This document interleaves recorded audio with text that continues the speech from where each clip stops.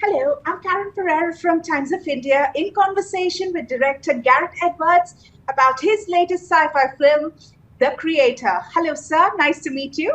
Nice to meet you too. Uh, love the film. It was visually spectacular and very timely, I must say, in the prevailing geopolitical landscape. It's about the West calling AI a threat, while the East looking at it as evolution. Your thoughts on this? I don't want to be accurate in predictions. I think science fiction is supposed to try to prevent the future rather than predict it. But yeah, it's been very strange. Like I started writing this script about 4 or 5 years ago, and AI was like flying cars or living on the moon. It was a very distant thing that probably would never happen in my lifetime. And then whilst we were making the movie, we shot it in Asia, and we were in like these jungles, and I got a text from a friend, and it was that conversation with the Google whistleblower talking to the AI machine, and it seemed so real, the conversation he was having. And we were kind of blown away. And now even with ChatGPT and all the other applications that have come out, it was something I always thought would be 20, 30 years away. And I think the people making the technology thought the same thing. And it's just happened so fast, it's kind of shocking.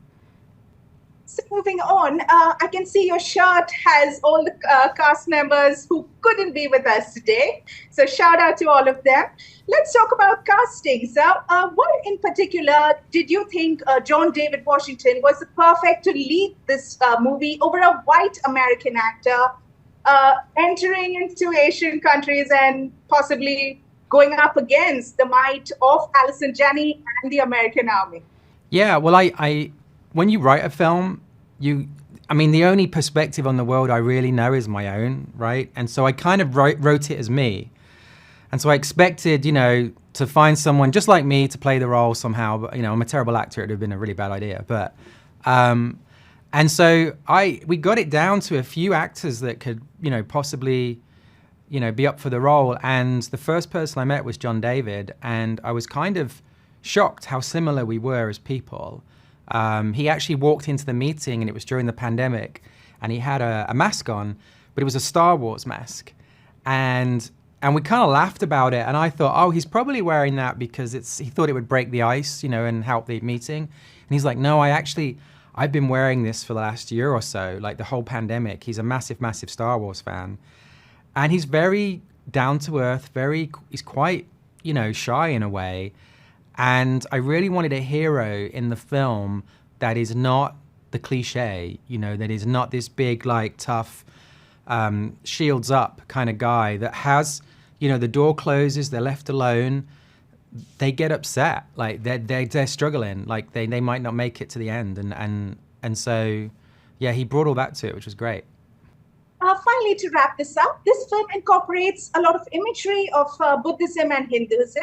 How did you approach this cultural aspect to ensure it respectfully doesn't offend or hurt any sentiments? Yeah. Well, I mean, we made the movie in collaboration with all our friends. We went to Nepal, and so all our crew were Nepalese. And so when we shot in some of the like spiritual locations, we were very careful. We took all their advice about how to approach this. And all the artists and actors in the movie were locals, typically.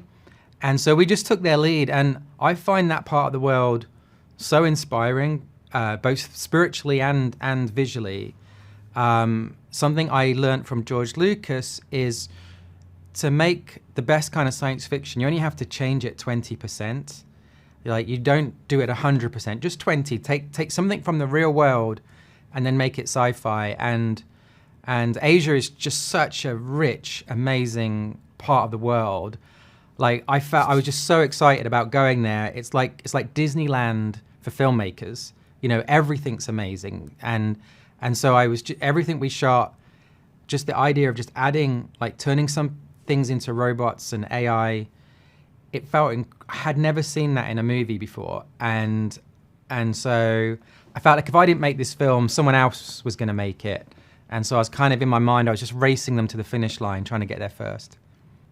Speaking of your films, do you feel like you need to up the scale every time you make another film? And maybe a superhero movie on the cards sometime in the future? Yes and no. I don't know. You always want to make a film like, you know, if you don't think you can make your next film better than your previous ones, then I probably wouldn't want to try and do it. And so you're always trying to better what you've done. Obviously, that's what keeps you motivated. Whether you achieve that or not is up to other people to say. But yeah, what was the second part of the question? Oh yeah, would I ever do a superhero?